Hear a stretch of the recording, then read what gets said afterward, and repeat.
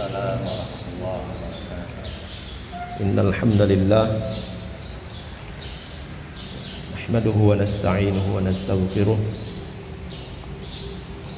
ونعوذ بالله من شرور أنفسنا ومن سيئات أعمالنا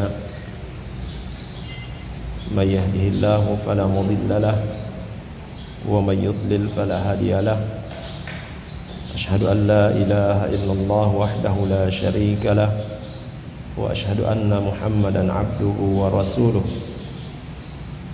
اللهم صل على محمد وعلى آل محمد كما صليت على إبراهيم وعلى آل إبراهيم وبارك على محمد وعلى آل محمد كما باركت على إبراهيم وعلى آل إبراهيم إنك حميد مجيد يا أيها الذين آمنوا اتقوا الله حق تقاته ولا تموتن إلا وأنتم مسلمون يا أيها الناس اتقوا ربكم الذي خلقكم من نفس واحدة وخلق منها زوجها وبث منهما رجالا كثيرا ونساء واتقوا الله الذي تساءلون به والأرحام إن الله كان عليكم رقيبا أما بعد فإن أصدق الحديث كتاب الله وخير الهدي هدي محمد صلى الله عليه وسلم وشر الأمور محدثاتها وكل محدثة بدعة وكل بدعة ضلالة وكل ضلالة في النار. Ikhwani wal akhwat a'azzani Allah wa iyyakum jami'an. Alhamdulillah, kita kembali melanjutkan bahasan dari kitab Tauhid atau yang pada kitab aslinya Aqidati Tauhid oleh Syekh Al-Fauzan hafizahullah ta'ala. Ada yang versi satu kitab yang aslinya dan terjemahannya ada 3 kitab, ada juga yang sudah disatukan. Bahasan terakhir kita yaitu konsekuensi daripada syahadatain. Sudah kita sebutkan bahwa konsekuensi dari ucapan kita asyhadu an la ilaha illallah yaitu meninggalkan ibadah kepada selain Allah Subhanahu wa taala. Konsekuensinya kalau kita sudah mengucapkan asyhadu an la ilaha illallah, maka segala bentuk peribadatan itu hanya kepada Allah Subhanahu wa taala. Dan yang ditujukan kepada selain Allah Subhanahu wa taala itu adalah merupakan perbuatan yang bisa membatalkan syahadatnya. Itu akan kita sebutkan. Kemudian yang diantara konsekuensi daripada ucapan kita wa asyhadu anna Muhammadan Rasulullah ya adalah kita menaati beliau sallallahu alaihi wasallam ya dengan ketaatan yang sempurna, membenarkan ucapan-ucapan beliau sallallahu alaihi wasallam, meninggalkan segala apa yang dilarang oleh beliau sallallahu alaihi wasallam, dan mencukupkan diri dengan sunnah beliau sallallahu alaihi wasallam. Ya, tidak menambah-nambah dalam hal urusan agama. Karena apa yang dibawa oleh Rasulullah sallallahu alaihi wasallam itu sudah sempurna, sudah selesai, tidak ada lagi penambahan.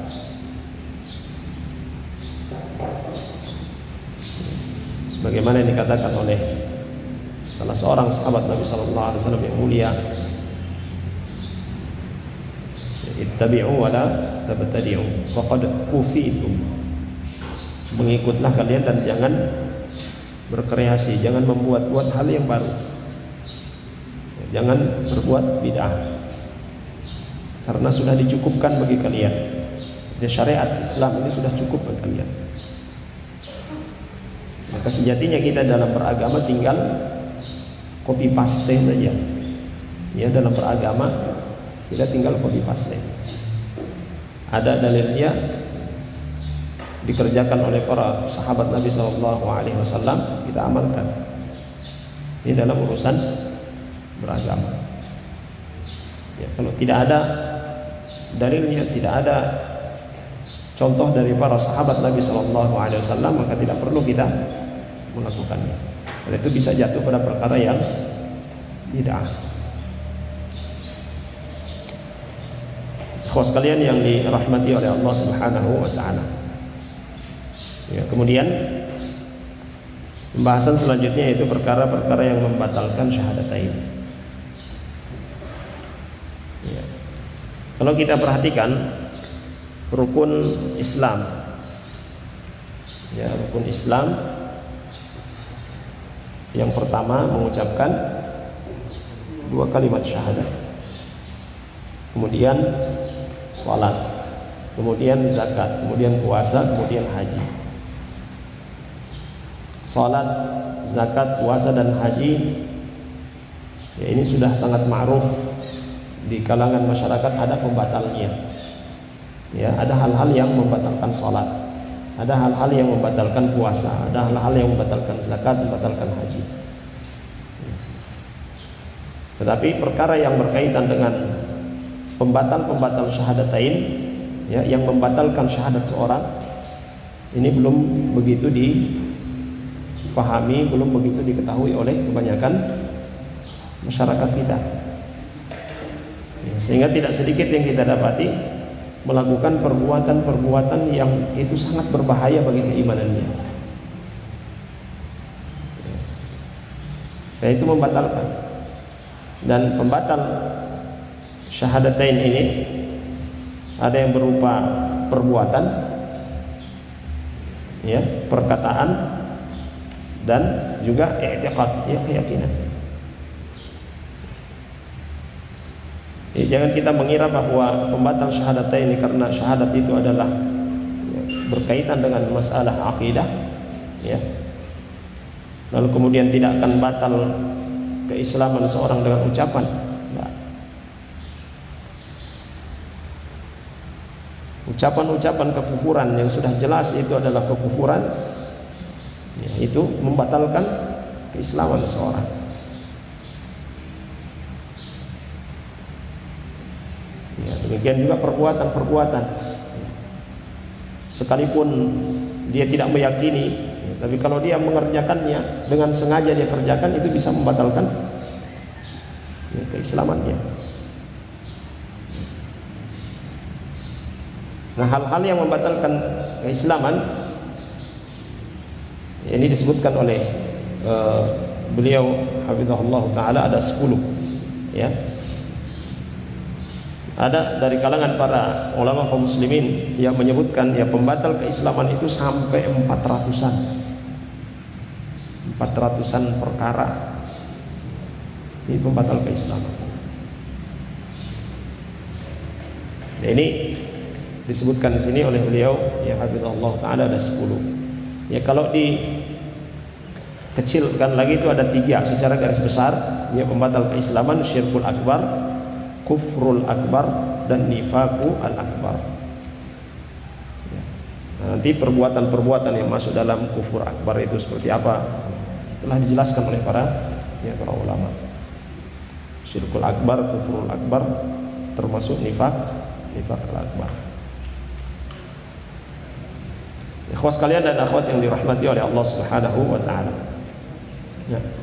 Ketika seorang telah mengucapkan la ilaha illallah, ya, atau asyhadu an la ilaha illallah wa asyhadu anna muhammadar rasulullah, yang dituntut darinya itu adalah apa? Dia membenarkan dengan hatinya, lalu kemudian diamalkan dengan perbuatannya. Ya, dia meyakininya, dia paham, ya, ini sudah kita bahas, ya, tentang syarat-syarat la ilaha illallah akan memberikan manfaat kepada seorang kalau dia tahu maknanya. Karena dengan mengerti, memahami daripada ya makna daripada la ilaha illallah ini akan mengantarkan dia melakukan perkara yang menjadi konsekuensi dari ucapan itu, akan menjauhkan dia dari perbuatan-perbuatan yang bisa membatalkan ya ucapannya itu, ya al-ilm tadi. Nah, kenapa ya banyak kita dapati dari saudara-saudara kita sebagian kaum muslimin yang mengucapkan kalimat la ilaha illallah tapi melakukan perbuatan yang berkonsekuensi berat ini karena tadi tidak tahu, cuma sekedar mengucapkan saja. Nah, penting ya bagi kita untuk terus mendalami, terus mempelajari dan mengajarkan, menyampaikan kepada ya orang-orang terdekat di sekitar kita.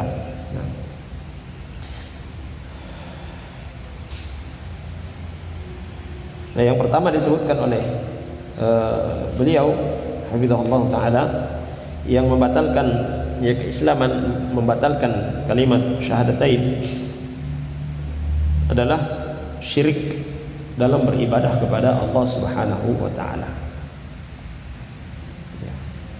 Mempersekutukan Allah Subhanahu wa taala. Nah, ini sangat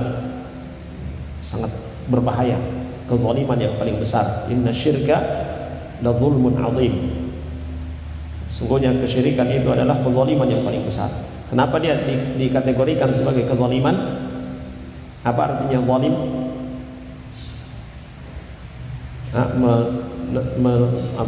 Menempatkan suatu tidak pada tempatnya. Kenapa dia termasuk dalam kezaliman? Ya, Allah Subhanahu wa taala yang telah menciptakannya, tetapi dia beribadah kepada selain Allah. Atau dia beribadah kepada Allah juga beribadah kepada selain Allah Subhanahu wa taala. Padahal Allah Subhanahu wa taala perintahkan dia supaya hanya beribadah kepada Allah Subhanahu wa taala saja. Dan dalam Al-Quran surah An-Nisa Allah Subhanahu wa taala sebutkan innallaha la yaghfiru an yushraka bihi wa yaghfiru ma duna dzalika liman yasha. Sesungguhnya Allah tidak akan mengampuni dosa syirik. Ya, Allah Subhanahu wa taala tidak akan mengampuni dosa syirik. Dan dia mengampuni segala dosa yang selain daripada syirik itu bagi siapa yang dikehendakinya. Jadi di sini bukan berarti ya ketika Allah Subhanahu wa taala katakan dosa-dosa yang lain itu akan diampuni kecuali syirik, lalu kemudian kita yang penting bukan syirik, lalu kemudian kita berbuat dosa ya seenak kita lah. Ini perlu hati-hati ya sekalian. Jangan berpikir ini kan riba bukan dosa syirik, masih bisa diampuni ya. Hati-hati, itu berbahaya, akan bisa merusak akidah kita. Menganggap remeh perbuatan dosa, apalagi termasuk dosa besar selain daripada kesyirikan ya, itu sudah cukup menjadi perusak daripada akidah kita.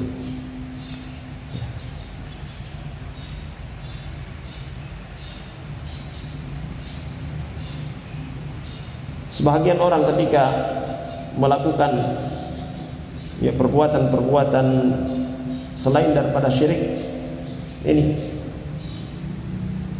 dia berpegang kepada ayat ini bahwa Allah Subhanahu wa taala mengampuni dosa syirik, tidak akan mengampuni dosa syirik dan mengampuni dosa yang lain.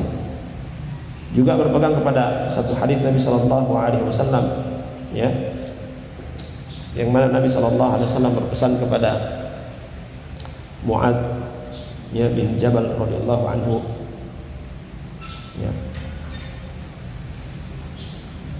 kuntu ridfan Nabi sallallahu alaihi wasallam, aku pernah ya berboncengan dengan Nabi sallallahu alaihi wasallam. Lalu kemudian Nabi sallallahu alaihi wasallam bertanya, ma haqqullahi 'alal 'ibad wa ma haqqul 'ibadi 'ala Allah. Apa haknya Allah Subhanahu wa taala kepada hamba dan hak hamba kepada Allah? Kemudian Mu'adz bin Jabal mengatakan Allah wa rasuluhu a'lam. Hanya Allah dan Rasulnya yang mengetahui. Hak Allah Subhanahu wa taala adalah diibadahi. Ya, hak Allah Subhanahu wa taala diibadahi dan tidak dipersekutukan oleh manusia. Dan hak hamba kalau dia sudah beribadah kepada Allah Subhanahu wa taala, maka dia tidak akan diadab. Jadi di sini dia mentauhidkan Allah Subhanahu wa taala, ya itu sudah cukup baginya. Dia tidak akan diadab. Lalu kemudian sebagian orang ya dengan pemahaman yang keliru, kalau begitu perbuatan dosa yang lainnya itu akan diampuni oleh Allah Subhanahu wa taala, sehingga kemudian dia bebas melakukan perbuatan dosa, waliyadzubillah. Itu pemahaman yang batil. Dan dalam ayat ini Allah Subhanahu wa taala ya sebutkan apa? Wa yaghfiru ma duna dzalika liman yasha. Allah Subhanahu wa taala mengampuni dosa-dosa selain daripada kesyirikan bagi yang Dia kehendaki. Nah, orang-orang yang berbuat dosa selain daripada dosa syirik itu, lalu kemudian mengharapkan ampunan dari Allah Subhanahu wa taala, dia yakin mendapatkan ampunan dari Allah Subhanahu wa taala, lalu kemudian berbuat dosa, ini adalah perbuatan orang bodoh. Terus bermaksiat tapi mengharapkan ampunan, sedangkan ampunan itu diberikan oleh Allah Subhanahu wa taala kepada yang Dia kehendaki. Apakah kita termasuk di antara golongan orang-orang yang dikehendaki oleh Allah Subhanahu wa taala untuk mendapatkan ampunan? Kita tidak tahu. Karena ketidaktahuan kita ini sehingga kita terus menjaga. Ya. Karena ketidaktahuan bahwa apakah kita termasuk yang mendapatkan ampunan dari Allah atau tidak, sehingga kita harus menjaga diri kita dari murkanya Allah Subhanahu wa taala. Jauhi kesyirikan ya sejauh-jauhnya, dan jauhi juga perbuatan-perbuatan dosa yang lainnya. Akhwat sekalian dan akhwat yang dirahmati oleh Allah Subhanahu wa taala, dalam ayat yang lain juga Allah Subhanahu wa taala sebutkan, innahu may yusyrik billahi faqad harrama Allahu 'alaihi al-jannah wa ma'wahu an-nar wa ma lidh-dhalimina min ansar.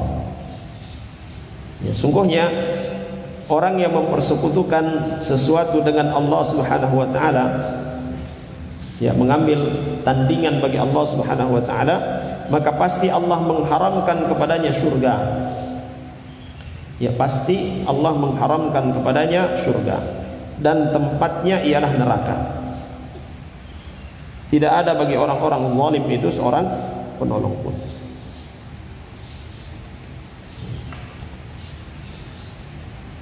Ini ikhwas sekalian adalah ya perbuatan kesyirikan yang dilakukan sampai dia mati dalam keadaan melakukan kesyirikan itu. Kalau dia mati ya sudah meninggalkan perbuatan kesyirikan, sudah bertaubat dari perbuatan kesyirikan dengan sebenar-benarnya taubat, maka Allah Subhanahu wa taala Al-Ghafurur Rahim. Allah Subhanahu wa taala itu Maha Pengampun, ya lagi Maha Penyayang. Akan diampuni oleh Allah Subhanahu wa taala. Demikian juga ada ya pemahaman pemikiran yang keliru dari sebagian masyarakat, ya sudah nanti sebelum meninggal mau bertobat, seolah-olah dia tahu kapan dia meninggal. Nanti saja kalau saya seumur ya 30 tahun ya baru saya mau bertobat. Nanti saja kalau saya menikah baru saya mau bertobat.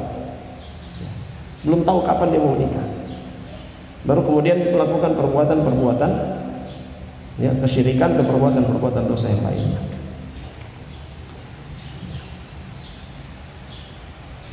Seolah-olah dia mengetahui ya malaikat maut akan datang kepadanya kapan, ya atau malaikat maut datang mengetuk pintunya minta izin dulu, ya semua tiba waktunya tinggal 2 hari segera bertobat. Ada seperti itu.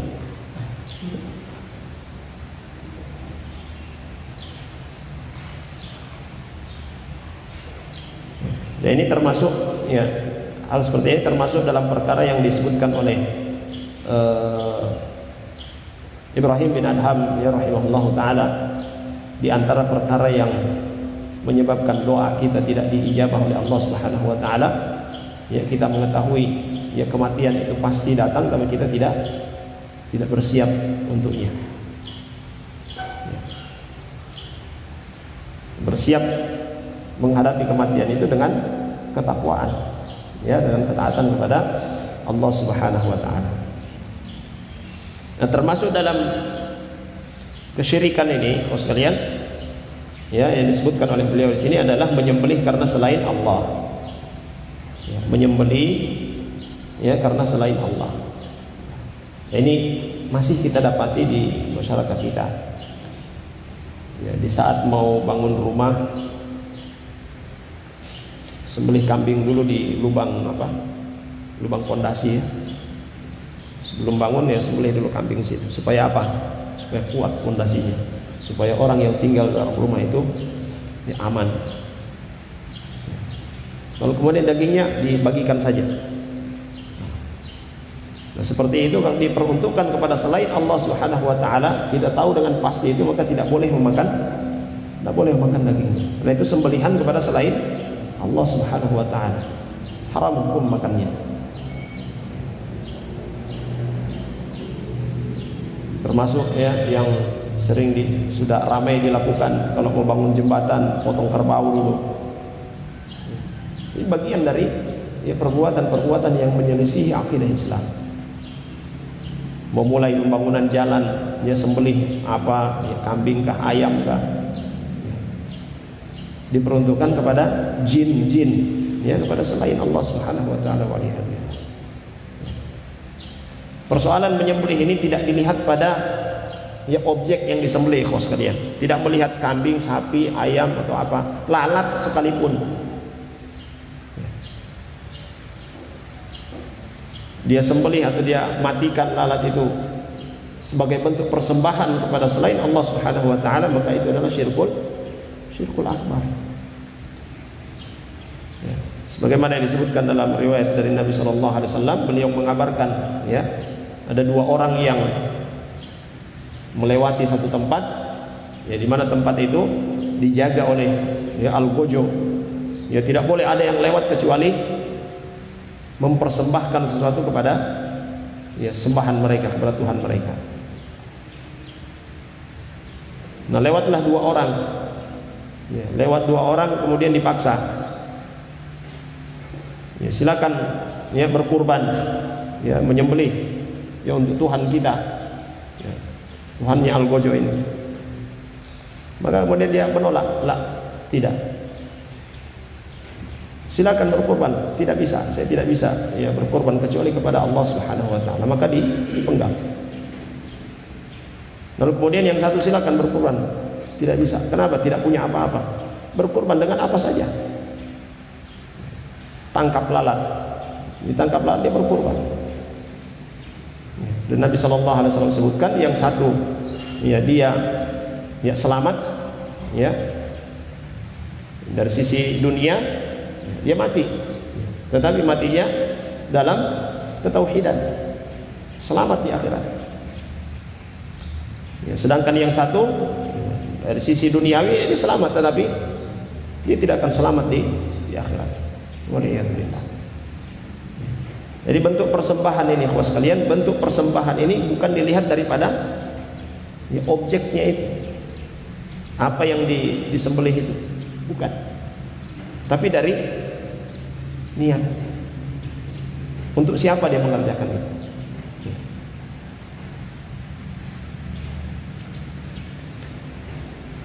Termasuk di antara perbuatan kesyirikan, ya, selain daripada yang disebutkan oleh beliau di sini, yaitu menyembelih ya karena selain Allah Subhanahu wa taala, ya, semacam yang tadi kita sebutkan atau yang dilakukan ya di kuburan, persembahan untuk syekh, untuk ya siapa, sunan ataupun apa namanya sembelihan tersebut, ya. Juga berdoa kepada selain Allah Subhanahu wa taala, meminta kepada selain Allah Subhanahu wa taala. Yang juga masih banyak kita dapati, kaum sekalian, praktek-praktek ya kesyirikan, meminta kepada ahli kubur, ya, datang ke tempat keramat, ya, masjid keramat katanya. Ya, di sana lalu kemudian meminta kepada yang bangun masjid itu. Ya, siapa yang bangun masjid itu? Ya, disebutlah namanya, Syekh, Maulana atau apa, atau Jo atau apa. sebut namanya, baru kemudian ucapkan apa yang kita minta. Ini gambaran dari praktek-praktek ya kesyirikan. Waliyadzubillah.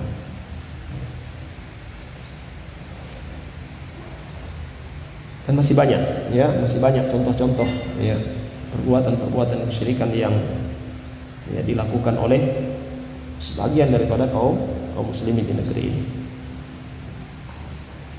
Kita lihat kalau ada musibah besar, ya, apa yang dilakukan oleh ya, beberapa orang, melakukan ritual-ritual tertentu. Beberapa hari yang lalu ketika pergantian bulan Hijriah, ya, ada mandi khusus, ya, supaya terhindar dari musibah, ya, supaya tidak sakit, supaya tidak diganggu dan sebagainya. Ini perbuatan-perbuatan yang bisa mengantarkan seorang pada kesyirikan, ya, wasilatun ila asyirk, ya. Perbuatan bid'ah yang bisa mengantarkan pada kesyirikan.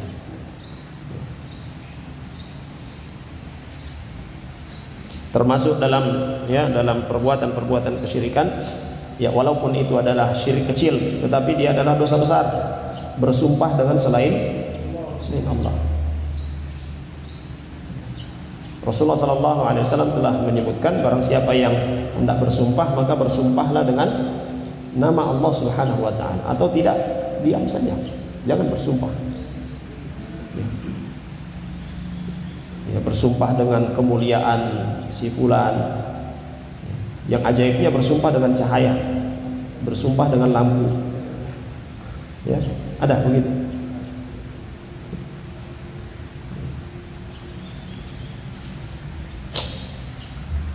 Ikhwas sekalian dan akhwat yang dirahmati oleh Allah Subhanahu wa Ta'ala, nanti akan kita sebutkan ya rincian daripada perbuatan-perbuatan kesyirikan itu biiznillah. Baik, kemudian yang kedua yang membatalkan syahadatain, orang yang menjadikan antara dia dan Allah ya perantara-perantara. Ia berdoa kepada mereka, meminta syafaat kepada mereka, bertawakal kepada mereka. Seperti orang seperti ini adalah ya kafir secara ijma'. Ini masih bagian dari kesyirikan. Ya, masih bagian dari kesyirikan. Kemudian hal yang penting untuk kita perhatikan ikhlas sekalian berkaitan dengan masalah syafaat. Ya, syafaat itu adalah hak Allah Subhanahu wa Ta'ala, bukan hak makhluk. Ya, syafaat itu adalah hak Allah Subhanahu wa Ta'ala, ya, bukan hak makhluk. Ada orang-orang ya yang diberikan, atau ada makhluk yang diberikan oleh Allah Subhanahu wa Ta'ala kemuliaan, ya, diberikan izin oleh Allah Subhanahu wa Ta'ala untuk memberikan syafaat. Ada. Seperti ya para nabi, ya, Rasulullah sallallahu alaihi wasallam, termasuk ya Al-Qur'an, termasuk puasa. Itu diizinkan oleh Allah Subhanahu wa Ta'ala untuk memberikan syafaat. Tetapi kita dalam meminta syafaat bukan meminta kepada Rasulullah sallallahu alaihi wasallam. Ya. Meminta syafaat bukan kepada Rasulullah sallallahu alaihi wasallam, tapi minta kepada Allah Subhanahu wa Ta'ala. Saya kira beberapa pertemuan lalu sudah sempat disebutkan, ya. Sudah sempat kita sebutkan.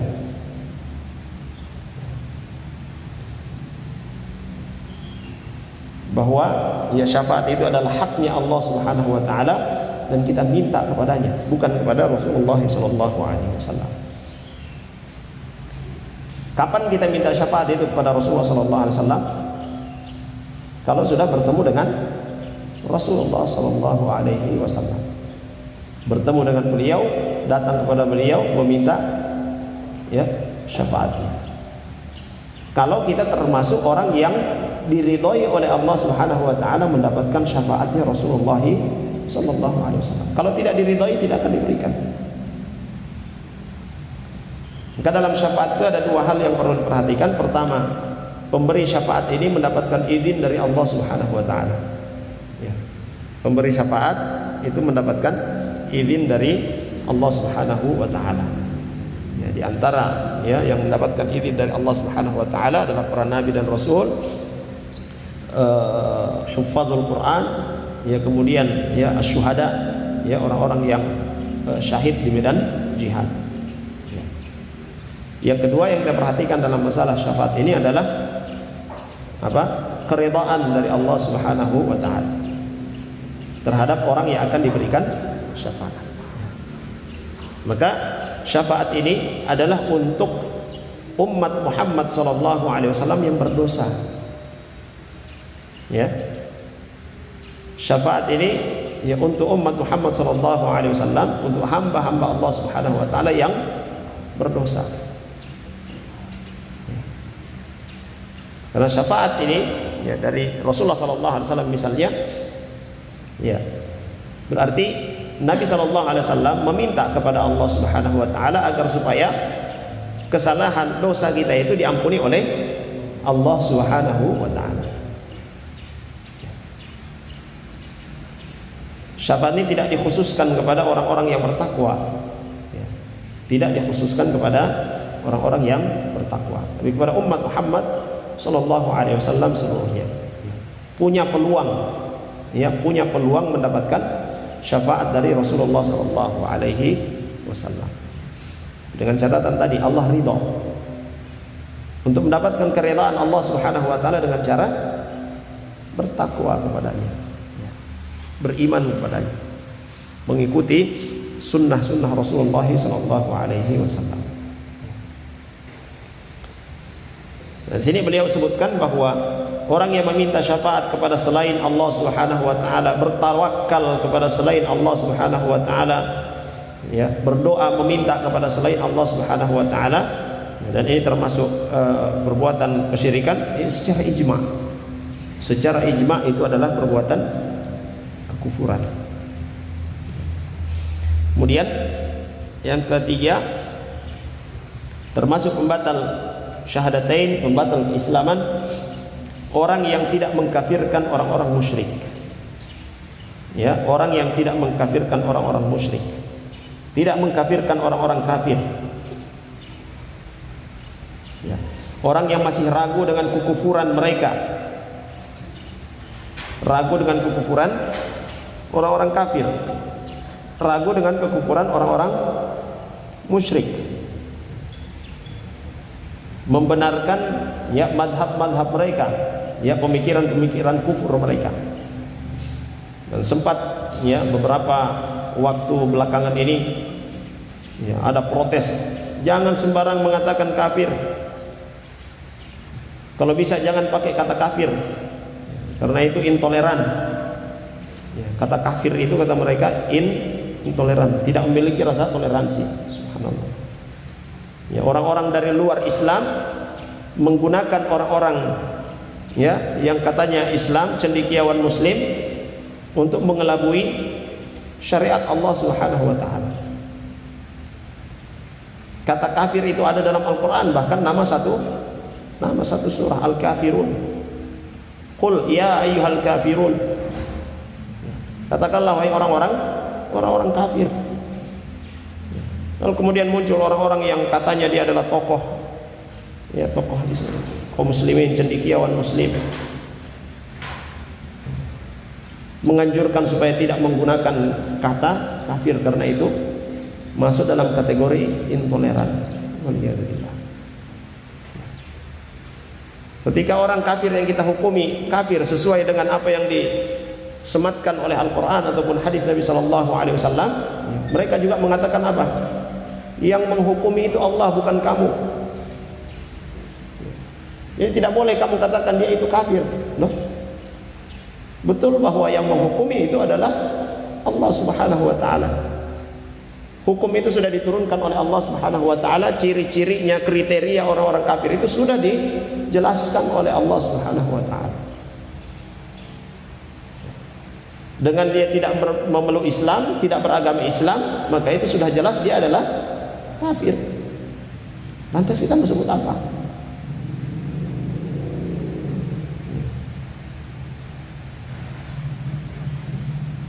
Ya ini belakangan ini sempat mencuat ya.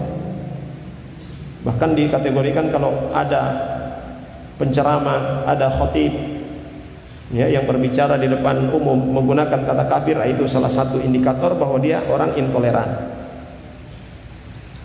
Allah musta'an. Mereka ingin memadamkan Islam ya dengan berbagai macam cara, tetapi Allah Subhanahu wa taala punya tipu daya buat mereka.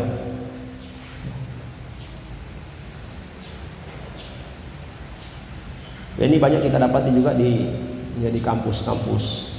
Yang kampus notabene kampus Islam. Kalau kita katakan Fir'aun itu dedengkotnya kafir, dari mana kamu tahu? Kita tidak tahu. Ya, padahal Al-Quran sudah jelas mengatakan itu. Jadi agama yang lain itu mereka juga beribadah, mereka juga punya tujuan yang baik, melakukan amalan-amalan kebaikan juga. Boleh jadi dengan kebaikan itu mereka diampuni oleh Allah, kata mereka begitu.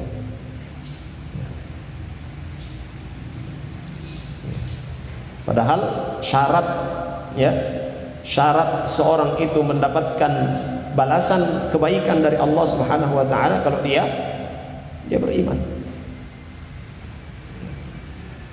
Dan maha adilnya Allah Subhanahu wa taala, semua yang dilakukan oleh manusia itu dicatat oleh Allah Subhanahu wa taala. Dicatat sedetail-detailnya. Dan nanti pada yaumil qiyamah, itu akan ditampakkan kepadanya, diperlihatkan ini semua amalan-amalan yang kau lakukan. Hatta kepada orang-orang kafir, amalan-amalan kebaikan yang mereka lakukan itu ditampakkan, diperlihatkan kepada mereka, ini amalan-amalan kebaikan yang kalian lakukan selama hidup. Tetapi kemudian apa yang terjadi pada orang-orang kafir ini? Allah Subhanahu wa taala lemparkan amalan-amalan tersebut, tidak dianggap, jadi seperti debu yang berterbangan. Karena apa? Mereka tidak mentauhidkan Allah Subhanahu wa taala. Al-Quran jelas. Lalu kemudian muncul orang-orang yang bilang tidak boleh itu orang hukumi orang itu kafir. Bukan hak kita menghukumi kafir itu. Maka dengan logika seperti itu, kalau mereka katakan bukan hak kita menghukumi seorang itu berdosa, bukan hak kita menghukumi orang itu kafir, ya. Ini ucapan seolah-olah benar ya. Itu adalah hak Allah. Betul, itu adalah hak Allah Subhanahu wa taala. Kalau semuanya nanti dikembalikan kepada Allah Subhanahu wa taala, tidak perlu ada mushaf, ada Al-Qur'an yang turun.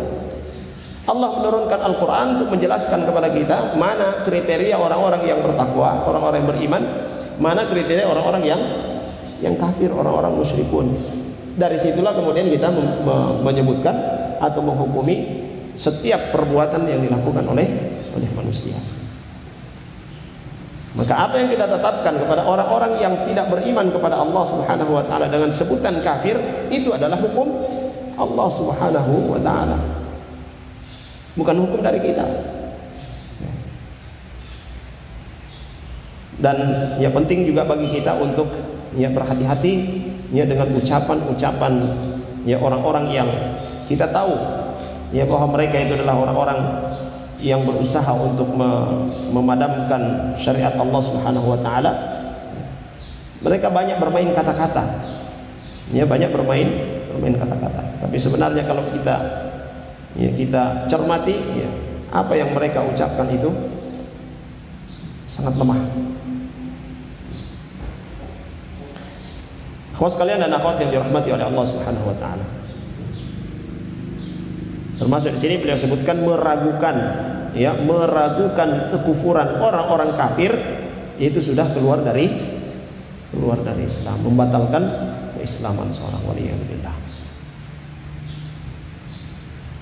Sudah jelas dia tidak beragama Islam, terang-terangan dia katakan dia Nasrani misalnya, atau agama yang lain selain daripada Islam. Kemudian justru dari kita sendiri berbaik sangka, saya mau berbaik sangka kepadanya. Bagaimana caranya?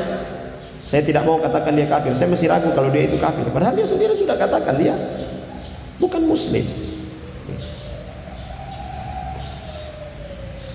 Dan Islam itu punya prinsip, ikhwas sekalian. Islam punya prinsip, ya apa yang sudah dikatakan dihukumi oleh Al-Quran, yang sudah dihukumi oleh Nabi SAW dalam hadis beliau SAW, maka seperti itulah yang kita hukumi.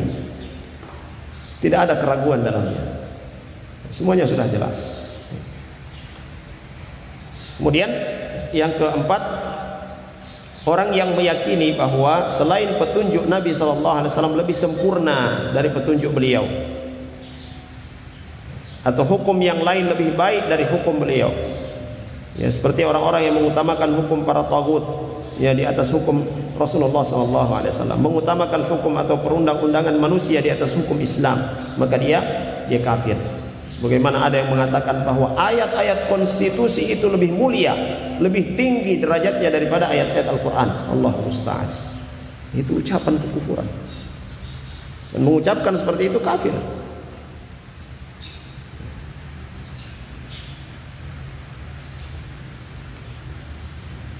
Allah Subhanahu wa taala turunkan Al-Qur'an itu sebagai pedoman bagi kita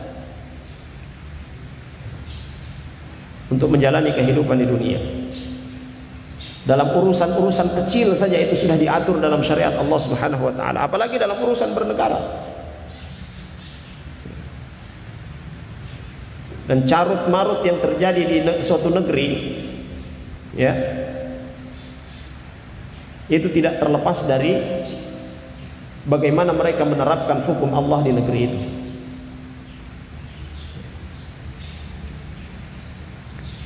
Allah Subhanahu wa taala sudah sebutkan dalam Al-Qur'an. Ya, Allah Subhanahu wa taala ya sudah sebutkan dalam Al-Qur'an. Seandainya manusia ya mereka bertakwa kepada Allah Subhanahu wa taala, ya, lau anna ahlal qura amanu wattaqau, ya, la fatahna alaihim barakatin minas sama'i wal ardh. Seandainya penduduk satu negeri ya mereka beriman kepada Allah Subhanahu wa taala, wattaqau, dan mereka bertakwa kepada Allah Subhanahu wa taala. Iman sini mereka menjalankan apa yang diperintahkan oleh Allah Subhanahu wa taala, wattaqau, dan mereka bertakwa meninggalkan segala yang dilarang oleh Allah Subhanahu wa taala, maka Allah Subhanahu wa taala akan buka kepada mereka keberkahan dari segala penjuru. Allah buka keberkahan dari segala penjuru.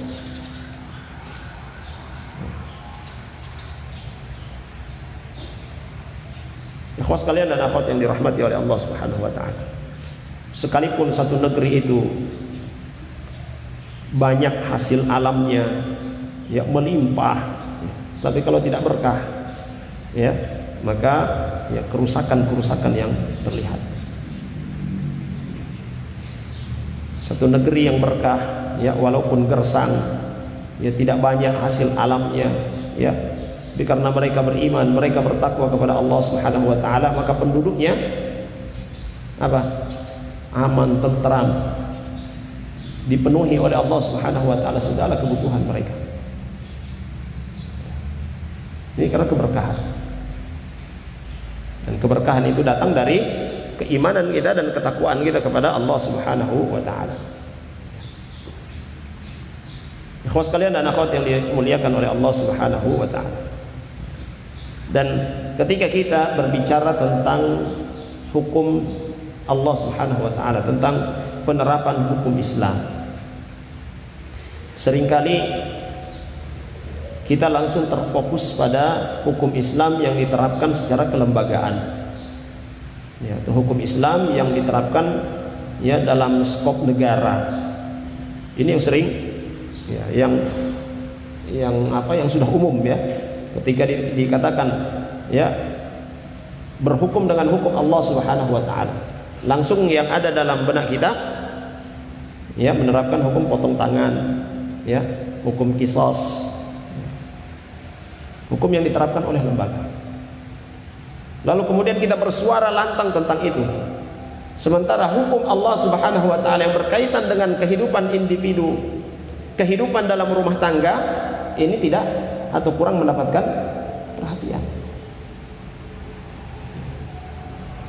Nah, dari sini kemudian muncul orang-orang yang begitu semangat berbicara tentang penegakan hukum Allah Subhanahu wa taala, mengkafirkan pemerintah, mengkafirkan siapa yang berada dalam pemerintahan, sementara dalam kehidupan sehari-harinya masih banyak aturan-aturan Allah Subhanahu wa taala yang dilanggar.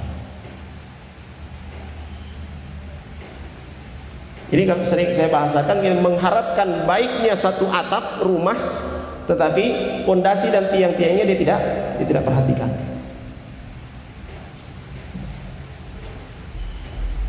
Negara itu terbentuk karena ada apa? Negara terbentuk karena ada apa?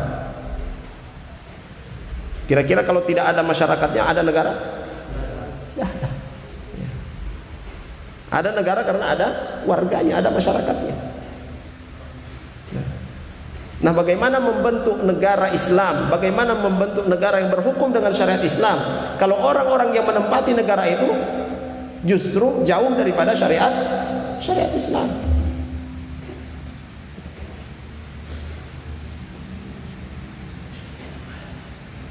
Kau sekalian dan akhwat yang dirahmati oleh Allah Subhanahu wa taala, dalam kehidupan pribadi kita masih banyak melalaikan syariat Allah Subhanahu wa taala. Dalam kehidupan bermasyarakat, ya, dalam kehidupan berumah tangga, banyak syariat Allah Subhanahu wa taala yang belum kita terapkan, yang masih dilalaikan.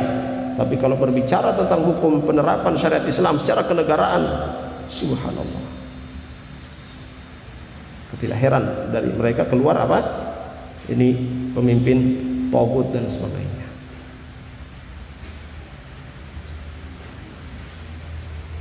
Kemudian selanjutnya, ya, yang kelima, siapa yang membenci sesuatu dari ajaran yang dibawa oleh Rasulullah SAW, sekalipun ia juga mengamalkannya, maka ia kafir.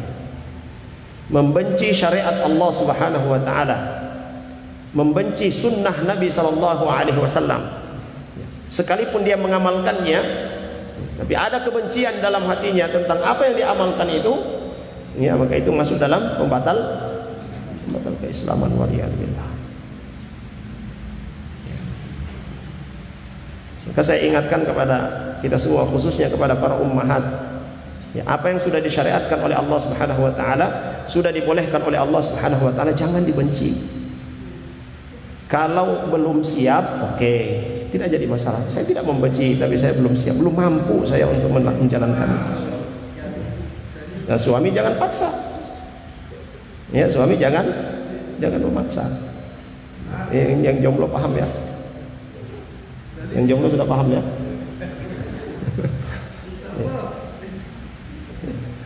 Jangan memaksa kalau istri kita belum siap, supaya tidak terjadi apa? Petaka. Bisa terjadi petaka. Kita mau menambah rumah, istilahnya mau menambah surga, ya. Tapi begitu ditambah, bukan surga yang didapat, tapi justru neraka. Waliyadzubillah. Jangan juga kita, ya, karena istri belum siap langsung kemudian kita katakan, membenci syariat Allah itu kafir loh. Istri tidak membenci, ya, tetapi belum siap, gitu. Nah, maka siapkan dia. Paham ya?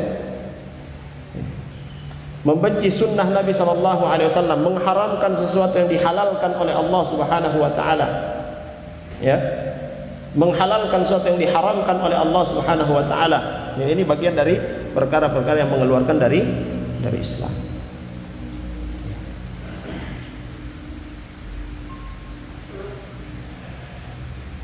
Ikhwas sekalian dan akhwat yang dimuliakan oleh Allah Subhanahu wa taala. Kemudian selanjutnya yang keenam, siapa yang menghina sesuatu dari agama Allah Subhanahu wa taala, menghina sesuatu dari agama Rasulullah sallallahu alaihi wasallam, atau menghina pahala, menghina, ya, azab bagi orang-orang yang melanggar, ya, maka ia kafir, keluar dari Islam.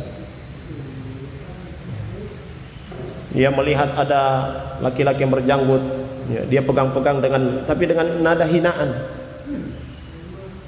Rumah dia lebat tadi seperti semua pegang-pegang, mau bilang-bilang begitu, ya. Nah, seperti itu ingatkan, Pak atau temannya, hati-hati bicara. Ini ucapan penghinaan terhadap sunnah Nabi SAW. Kalau belum mampu atau tidak mau menerapkan, lebih baik berdiam. Konsekuensinya itu berat. Bukan candaan. Ya, sunnah Nabi SAW itu bukan candaan. Lihat ada wanita yang menutup aurat dengan sempurna, keluar ucapan, model ninja. Tentu sotalebe DP spray ini dia bawa kamar ini. Dengan ucapan-ucapan yang seperti itu, ini wakil ada.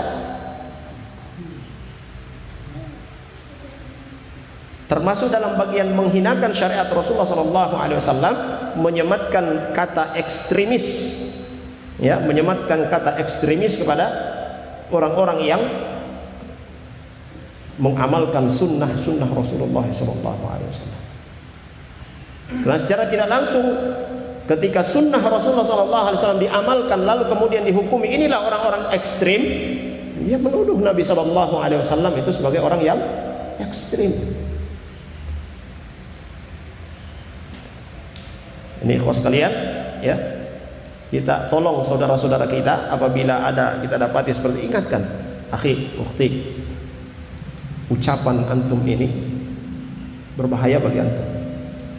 Lebih baik diam daripada anda berucap seperti itu. Allah Subhanahu wa taala sudah katakan dalam surah At-Taubah, "Qul abillahi wa ayatihi wa rasulihi kuntum tastahzi'un." Ya, katakanlah, apakah dengan Allah, ayat-ayatnya dan Rasulnya kamu selalu berolok-olok? La ta'tadiru qad kafartum ba'da imanikum. Ini tegas sekali Allah Subhanahu wa taala sebut. Tidak usah kamu minta maaf. Ya. Karena kamu kafir sudah beriman. Orang-orang munafikun dahulu di masa Nabi SAW, ya, orang-orang munafikun sejatinya mereka adalah orang-orang kafir, ya. Dan mereka senang memperolok-olokkan orang-orang beriman. Di antara yang mereka katakan orang-orang beriman itu perut mereka itu buncit-buncit. Itu mereka jadikan apa? Bahan candaan. Bukan karena perut buncitnya, tapi karena keimanan mereka cari celah. Apa yang akan kita jadikan sebagai bahan olok-olokan bagi mereka? Paham ya?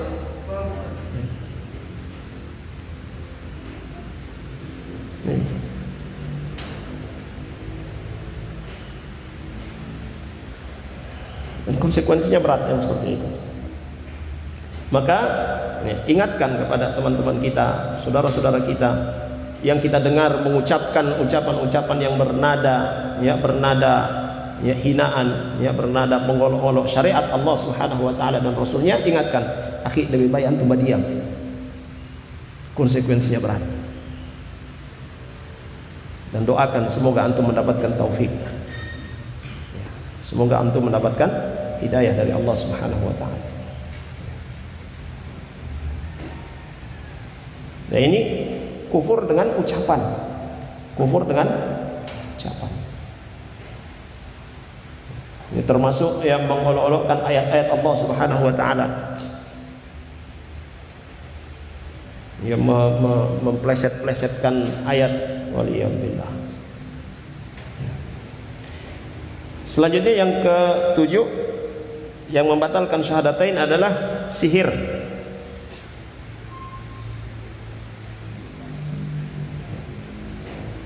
Ya, amaliyah sihriyah, ya, perbuatan-perbuatan sihir, pelet.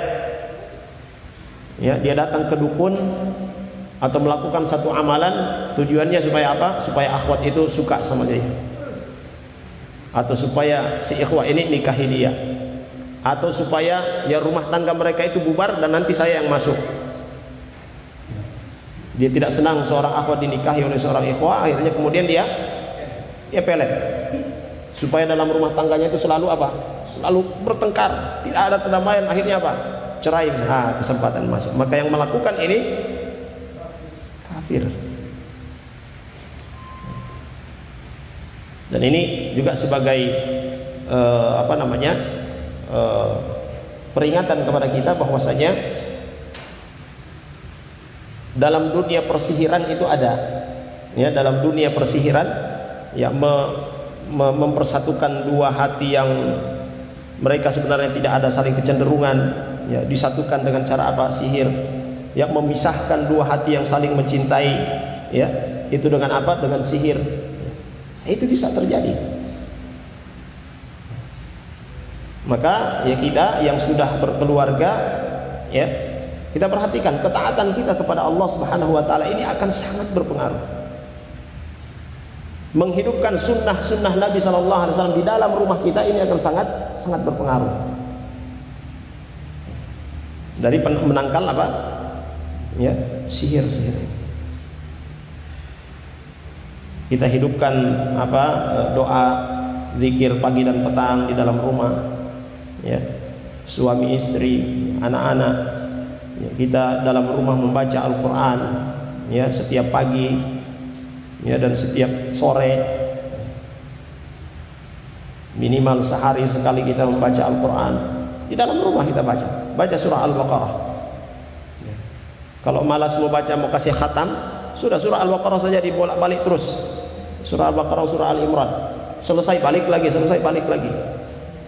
Ya, insyaallah Allah Subhanahu wa taala melindungi, ya, rumah kita, melindungi kita dalam rumah kita. Sebagaimana yang dikatakan oleh Nabi sallallahu alaihi wasallam, siapa yang membaca surah Al-Baqarah, surah Al-Imran di dalam rumahnya, maka syaitan tidak akan, jin tidak akan, ya, masuk ke dalam rumahnya. Ini di antara penangkal syaitan. Dan ya dalam rumah tangga ini, ikhwas sekalian yang dimuliakan oleh Allah Subhanahu wa taala, saya sering menyampaikan ketika diminta untuk menyampaikan nasihat pernikahan, yang menganalogikan bagusnya atau kedekatan, ya, suami dan istri itu, ya, ibarat kita membangun satu piramida. Ya, membangun satu piramida yang di puncak piramid itu ada tujuan kita, yaitu Allah Subhanahu wa taala. Suami berada di sisi kanan, istri berada di sisi kiri, yang kedua-duanya sama-sama menuju pada tujuan itu, menanjak menuju kepada tujuan itu, kepada Allah Subhanahu wa taala. Sama-sama. Apa yang terjadi? Kalau kedua-duanya sama-sama melangkah menuju ke puncak, apa yang terjadi? Kan bersatu, kedekatan itu ada, saling mencintai, saling menyayangi, saling mengerti, itu terjadi. Kalau sama-sama menuju kepada Allah Subhanahu wa taala, sama-sama melakukan ketaatan kepada Allah Subhanahu wa taala, saling mengingatkan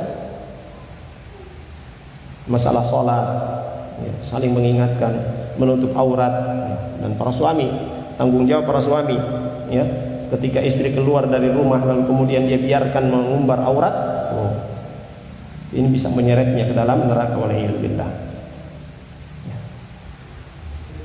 Nah, konsep tadi piramid, kalau cuma suami yang pergi beribadah kepada Allah Subhanahu wa taala, patuh kepada Allah Subhanahu wa taala, istri diam saja dan dia cuek, apa yang terjadi?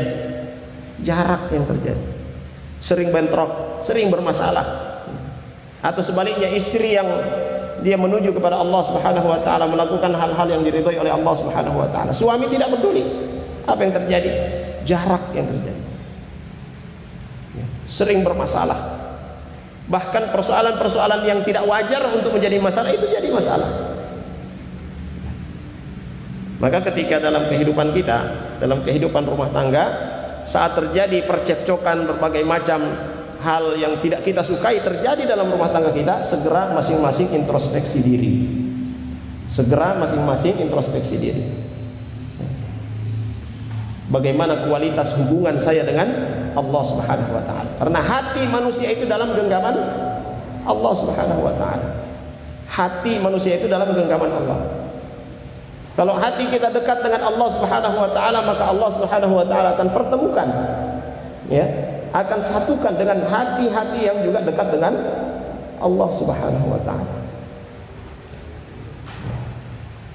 Ikhwas sekalian dan akhwat yang dimuliakan oleh Allah Subhanahu wa taala. Dan persoalan sihir ini Allah musta'an. Ya, pedi, ya. Pedi, ya. ada festival pedi malah. Waliyadzubillah. Ada beberapa orang yang saya kenal yang pernah juga ya saya tangani ya terkena ini pedi ini sihir ini. Waliyadzubillah. Dan itu ujian. Ya ujian bagi yang terkena. Dia akan diganggu terus. Ya dijauhkan dari ketaatan kepada Allah Subhanahu wa taala.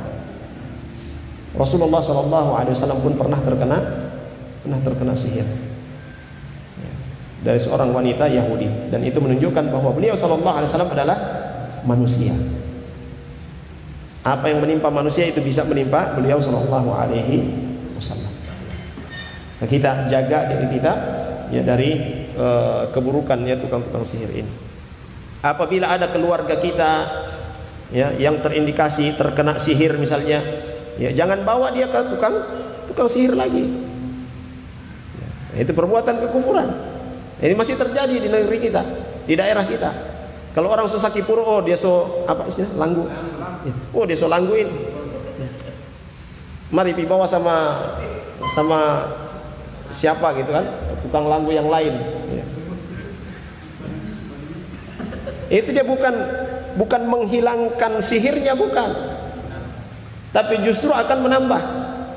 Karena sesama jin ini itu ya kurang lebih sama dengan manusia. Siapa yang lebih kuat maka dia yang berkuasa. Sudah ada jin ya yang dikirim karena sihir tadi dalam tubuh, lalu kemudian dia datang kepada si tukang sihir yang lain atau dukun yang lain. Kalau jinnya lebih tinggi, jinnya lebih kuat, maka dia masuk ke dalam ini. Yang di dalam diam. Kalau jinnya lebih rendah, lari. Dia akan lari, menyerah dia. Oh, saya tidak bisa tangani. Dan hal seperti itu sering terjadi. Bahkan dengan cara apa? Dibawa sama ti fulan. Nanti dia mau kasih kembali itu sihir itu. Dia mau kasih kembali ke orang yang bersihir. Ini perbuatan kekufuran.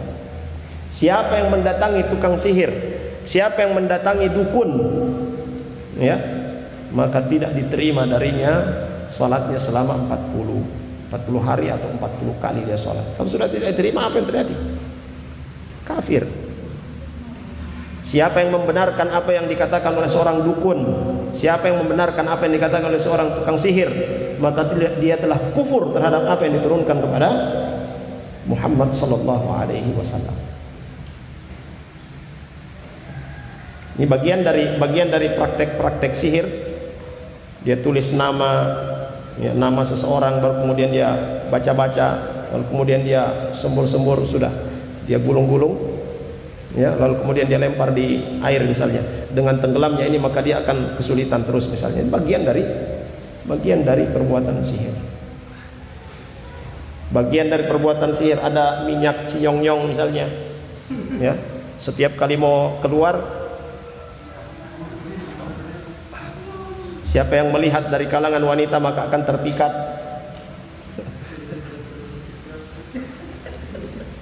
Itu bagian dari amaliyah syirkiyah waliyadzubillah. Dan Allah Subhanahu wa taala telah berfirman menyebutkan tentang hal ini, wa ma yu'allimani min ahadin hatta yaqula innama nahnu fitnatun fala takfur. Itu dua malaikat yang ya menjadi ujian bagi manusia yang mengajarkan ya amalan-amalan ya sihir. Ya, sedang keduanya tidak mengajarkan suatu kepada seorang pun sebelum mengatakan sungguhnya kami hanya cobaan bagimu. Ya, kami hanya cobaan bagimu. Sebab itu janganlah kamu kafir. Yang mempelajari sihir, yang mempelajari perdukunan itu sudah membatalkan keislaman. Apalagi dengan mengamalkannya.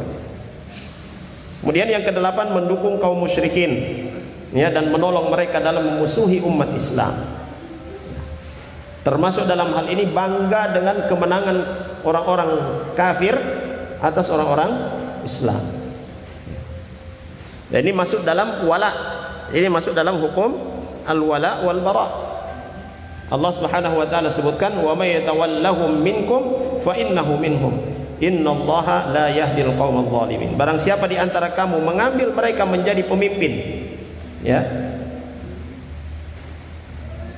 maka sungguhnya orang itu termasuk golongan mereka. Di sini disebut yatawallahum minkum, ya, mengambil dia sebagai pemimpin, ya, yang diberikan loyalitas, ya, dijadikan dia sebagai teman akrab, teman dekatnya yang dia bela dalam kondisi apapun. Maka dia termasuk dalam golongan mereka. Sungguhnya Allah tidak memberi petunjuk kepada orang-orang yang zalim. Kemudian yang ke-9, siapa yang meyakini bahwa sebagian manusia ada yang boleh keluar dari syariat Nabi Muhammad SAW, seperti halnya Nabi Khidir, ya, boleh keluar dari syariat Nabi Musa alaihissalam, maka ia telah kafir. Ini di sebagian orang, oh dia sudah sampai pada derajat mukasyafah, ya, sudah sampai pada derajat ma'rifah. DP salat berbeda dengan orang pesolat. Jadi dia kalau mau salat itu cuma duduk, yang penting masih bergerak DP jari, berarti dia sementara salat. Padahal dia dari pagi sampai sore cuma duduk di situ terus, tidak ke masjid atau tidak mendirikan salat. Itu makamnya sudah lain, ya. Meyakini seperti itu, maka itu adalah kekufuran. Karena tidak ada yang datang, ya, setelah Muhammad SAW diutus kecuali dia mengimani dan mengamalkan apa yang diajarkan oleh Rasulullah SAW. Rasulullah SAW adalah orang yang paling dekat dengan Allah Subhanahu Wa Taala. Tapi beliau adalah orang yang juga paling, ya, rajin, paling lama dalam mendirikan salat. Nah, di daerah kita ini ada, ya, orang-orang yang masih berkeyakinan, oh dia sampai pada derajat makrifat. Jadi selesai syariat sama dia, di hakikat dia. DP ibadah berbeda dengan orang. Ya. Dia cukup dengan mengucapkan sudah, selesai dia. Ini keyakinan yang batil, kekufuran. Waliyadzubillah. Yang terakhir, yang ke-10, berpaling dari agama Allah, tidak mempelajarinya dan tidak pula mengamalkannya. Ya. Ini kufur i'rad. Ya, wa man adlamu mimman dzukkira bi ayati rabbih tsumma a'rada anha inna minal mujrimina muntaqimun. Dan siapakah yang lebih zalim daripada orang yang telah diperingatkan dengan ayat-ayat Tuhannya kemudian ia berpaling daripadanya? Sungguhnya kami akan memberikan pembalasan kepada orang-orang yang berdosa. Ya. Ada sebagian orang mengatakan begini, saya kok kalau belajar semakin banyak yang ditahu, semakin banyak yang dilanggar. Kalau begitu saya tidak mau belajar supaya tidak banyak yang ditahu. Ya. Tidak mau belajar supaya banyak yang dia tidak tahu, ya. Lalu kemudian dia terbebas, ya. Pemikiran seperti itu keliru. Ya. Itu adalah, ya, talbis, ya, bisikan syaitan laknatullah alaih. Ya.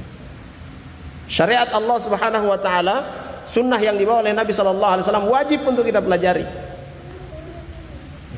Wajib untuk kita pelajari. Bagaimana dengan mengamalkannya? Wajib untuk kita amalkan. Yang mampu kita amalkan. Ya. Kalau tidak mampu kita amalkan, maka itu bagian dari uzur. Karena Allah Subhanahu Wa Taala sebutkan, la yukallifullahu nafsan illa wus'aha. Allah Subhanahu Wa Taala tidak akan membebani seorang melampaui kemampuannya.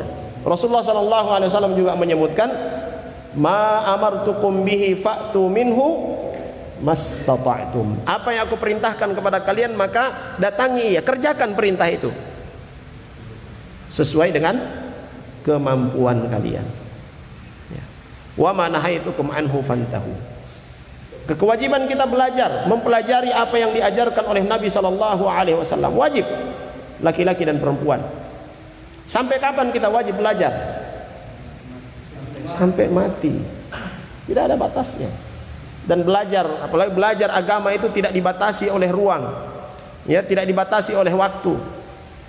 Kita tidak bisa hadir di majelis ilmu karena uzur, ya. Alhamdulillah sekarang media, fasilitas semua ada. Ya. Kita bisa bertanya kalau kita tidak tahu, tidak bisa langsung, ada media. Termasuk dalam perkara ini kata beliau rahimahullah hafizahullah taala, ya, tidak mempelajarinya, berpaling dari agama Allah Subhanahu wa taala, tidak mempelajarinya. Ya, karena tidak mempelajari agama Allah Subhanahu wa taala itu adalah bagian dari berpaling dari agama Allah Subhanahu wa taala. Bisa dipahami ini ikhwas sekalian? Ya. Ada, lalu bahkan sampai sekarang masih ada. Ketika anak-anak, ya, remaja mulai mendalami Al-Quran, mulai mendalami sunnah Nabi SAW, diingatkan oleh orang tuanya, hati-hati Nono, mau jadi gila. Yang belajar agama mau jadi gila, Allahul musta'an. Belajar agama mau jadi gila, dari mana ceritanya?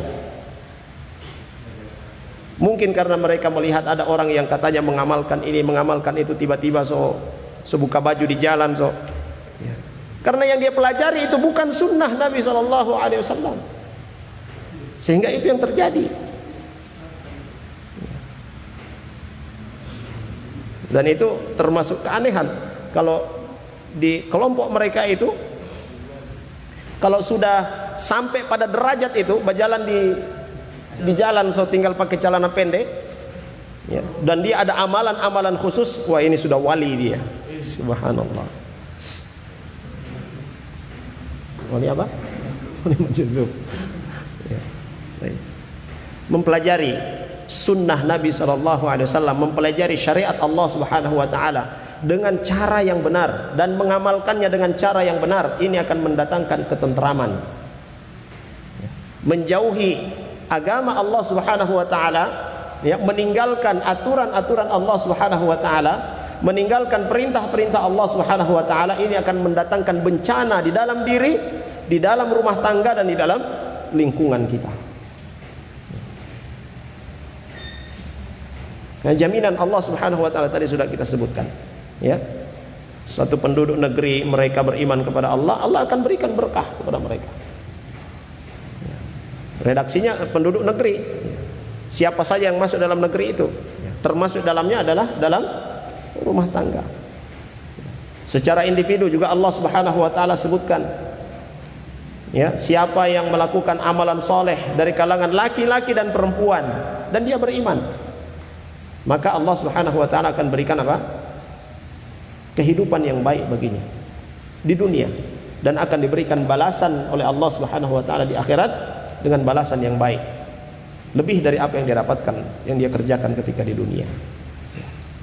Ikhwas sekalian dan akhwat yang dirahmati oleh Allah Subhanahu wa taala, ya, kita, ya, perlu untuk sering-sering memurajaah, ya, perkara-perkara yang membatalkan keislaman, membatalkan, ya, syahadatain, agar supaya kita tidak terjatuh dalam, ya, perbuatan-perbuatan ini. Sebagaimana yang disebutkan oleh salah seorang sahabat Nabi SAW, ketika orang-orang bertanya kepada Nabi tentang perkara-perkara yang perintahkan untuk diamalkan, maka aku bertanya kepada Nabi SAW tentang larangan-larangan Nabi SAW. Ya, bukan untuk mengerjakannya, tapi agar supaya, ya, saya bisa menjauhinya atau menghindarinya. Nah, demikian pula pembatal-pembatal keislaman ini, pembatal syahadat ini, selalu kita murajaah dan kita sampaikan kepada saudara-saudara kita, orang-orang sekitar kita. Nah, itu bisa, ya, bisa berbahaya bagi kita. Baik, ikhwas sekalian dan akhwat yang dirahmati oleh Allah Subhanahu wa taala, ini yang bisa kita pelajari pada kesempatan kali ini, dan mudah-mudahan bermanfaat bagi kita semua. Semoga Allah Subhanahu wa taala memberikan, ya, kesabaran, memberikan kekuatan kepada kita semua, ya, untuk mempelajari dan mengamalkan, ya, sunnah Rasulullah sallallahu alaihi wasallam. Dan di zaman kita sekarang ini, kita harus menggiatkan, ya, pembelajaran di masjid, ya, pembelajaran di dalam rumah, ya. Karena kalau kita berharap, ya, belajar di luar masjid, ya, belajar di luar rumah, ya, banyak aturan-aturan atau usaha-usaha untuk menjauhkan kita dari agama Allah Subhanahu wa taala. Hal yang tidak bisa dijangkau insyaallah ketika kita belajar, ketika kita mengajarkan agama Allah Subhanahu wa taala di dalam masjid dan di dalam rumah kita. Seorang suami bertanggung jawab terhadap istrinya, bertanggung jawab terhadap anak-anaknya, terhadap apa yang mereka amalkan, ya. Dan itu akan dimintai pertanggungjawaban di hadapan Allah Subhanahu wa taala, sebagaimana yang dikatakan oleh Nabi sallallahu alaihi wasallam, kullukum ra'in wa kullukum mas'ulun an ra'iyatihi. Setiap kalian adalah pemimpin, ya, dan setiap pemimpin itu akan dimintai pertanggungjawaban atas apa yang dia pimpin. Kalau kita belum bisa ya mengajari ya istri-istri kita ya sendiri, mengajari ya secara langsung, maka kita ajak untuk hadir ke majelis-majelis ilmu. Mudah-mudahan bermanfaat bagi kita semua. Kita akhiri dengan doa kafaratul majelis. Subhanakallahumma bihamdika asyhadu an la ilaha illa anta astaghfiruka wa atubu ilaik. Sallallahu ala nabiyyina Muhammad wa ala alihi wa sahbihi wasallam. Alhamdulillahirabbil alamin. Assalamualaikum warahmatullahi wabarakatuh.